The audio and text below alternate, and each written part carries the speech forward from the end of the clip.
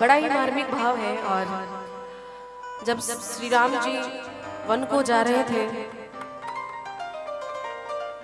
माँ की आज्ञा थी और उनके साथ सिया जी, लक्ष्मण जी तीनों जा रहे थे, तो पूरी अयोध्या की प्रजा विनती करती है उनसे कि किसी तरह रुक जाए, ना जाए, क्योंकि राम के बिना अयोध्या सूनी हो जाएगी। लेकिन रघुकुल रीति सदा चली आई, प्राण जाए पर वचन न जाए। और मर्यादा पुरुषोत्तम, पुरुषों में भी उत्तम, और वचन तो निभाना था। तो क्या भाव है अयोध्या वासियों का राम जी से, आइए इस भजन के माध्यम से सुनते हैं।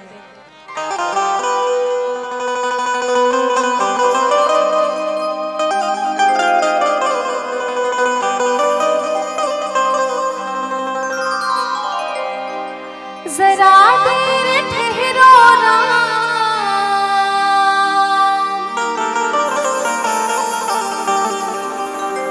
जरा देर ठहरो राम, तमन्ना यही है अभी हमने जी भर के देखा नहीं है, अभी हमने जी भर के देखा नहीं है।